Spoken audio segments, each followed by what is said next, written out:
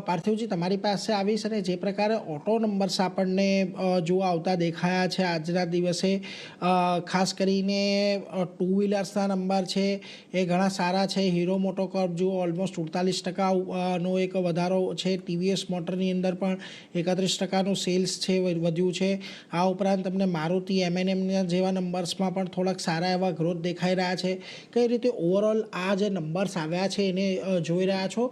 અને ખાસ કરીને અત્યારે તો એક સારું મોમેન્ટમ આપણને જોવા મળી રહ્યું છે ઓટો સેક્ટરની અંદર. શું એક થોડું કન્ટિન્યુ આજના દિવસે રહેતું જોવા મળે એવી અપેક્ષા છે?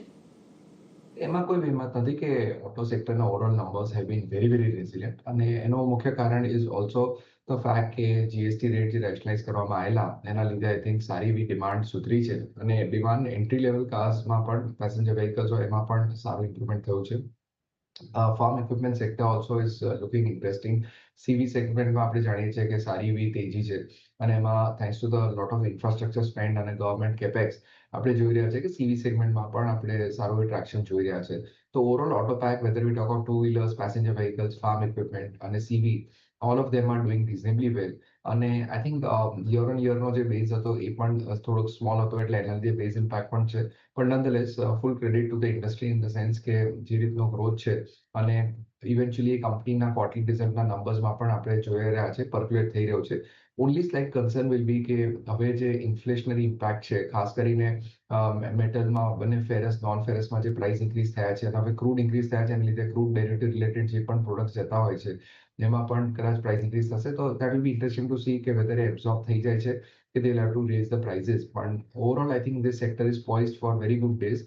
ઓલરેડી સેક્ટર ઘણું રીરેટ થયું છે, અને આમાં I think investors are better off also looking into auto component, જે ઓટો એન્સિલરીઝ કહીએ છીએ, એમાં પણ ઘણા ઇન્ટરેસ્ટિંગ નામો છે which are still available reasonable valuation as compared to the ઓઈએમ્સ.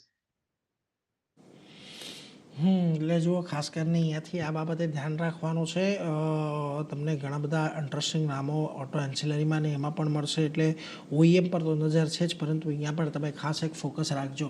Overall કિરણજી, તમે પણ કહી રહ્યા હતા કે થોડુંક ડિફેન્સિવ સેક્ટર આજના દિવસે રહી શકે છે, અને ઇન્ટરેસ્ટિંગ જંકચર પર છે અમુક સ્ટોક્સ. દાખલા તરીકે આઈશર મોટર્સ જુઓ, અત્યારે ખાસ કરીને શુક્રવારના દિવસે ભલે બજાર ઘટ્યું હતું, પરંતુ એક ગુરુવારે એક નવો હાઈ બનાવ્યા બાદ ત્યાંથી થોડી વેચવાલી આવી હતી.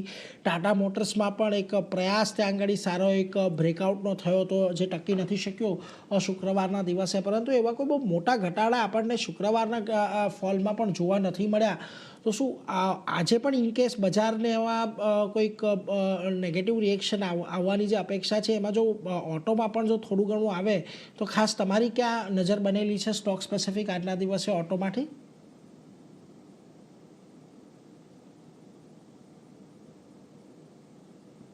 અનમ્યુટ કરવું પડશે કિરણજી. સોરી. સો ઓટોની અગર આપણે વાત કરીએ તો નિફ્ટી ઓટો એક વેલ પ્લેસ સેક્ટર છે. આપણે જોયું કે છેલ્લા ઘણા સમયથી હાઈટ ઓફ હાઈ બોટમ પેટર્નની અંદર ટ્રેડ કરે છે. રિસેન્ટલી એને ઓલ ટાઈમ હાઈ 29,000ની આજુબાજુના બનાવ્યા. એ પછીથી એક સાઇડવેઝ રેન્જની અંદર છે. ઉપરમાં 29,000 અને નીચેમાં તમે જોશો તો 27,500. આ એક 1500 પોઈન્ટની રેન્જની અંદર ફરે છે ઇન્ડેક્સ, પરંતુ ઓવરઓલ બધી જ ઇમ્પોર્ટન્ટ મૂવિંગ એવરેજીસના ઉપર ટ્રેડ કરે છે. સો ડેફિનેટલી ઓટોની અંદર selective stocks like TVS motor અમને ઘણો સારો લાગી રહ્યો છે. અહીંયા કોઈ પણ ઘટાડો આવે છે તો ઓપોર્ચ્યુનિટી શોધવી જોઈએ. 340 થી 350 વચ્ચે કોઈ પણ ડીપ આવે છે તો ત્યાં લોંગ કરો, 350 ની નીચેનો સ્ટોપ લોસ રાખીને. સિમિલરલી આઈશર મોટરની આપણે વાત કરીએ તો આઈશર મોટરમાં એક બેરિશ કેન્ડલસ્ટિક પેટર્નનું ફોર્મેશન આપણને જોવા મળ્યું હતું ફ્રાઈડેના સેશનમાં. તો ચાન્સીસ છે એમાં એક ઘટાડો આવી શકે છે 77-7800 ની વચ્ચે. તો ત્યાં પણ એક વખત માટે લોંગ ઓપોર્ચ્યુનિટી શોધવી જોઈએ. 7700 ની નીચેનો સ્ટોપ લોસ રાખો. તો ઓટોની અંદર ટીવીએસ મોટર અને આઈશર મોટર અમને ઘણા સારા લાગી રહ્યા છે. તો કોઈ પણ ઘટાડો આવે ત્યાં આપણે લોંગ પોઝિશન કરવી જોઈએ. ટીવીએસ મોટર, આઈશર મોટર સામે પર ખાસ નજર રાખજો. સારા લાગી રહ્યા છે. કોઈ પણ ઘટાડો આવે તો અહીંયાથી તમારે ખાસ કરીને એના પર ધ્યાન રાખવું જોઈએ, એટલે એના પર એક ફોકસ રાખીશું. પરંતુ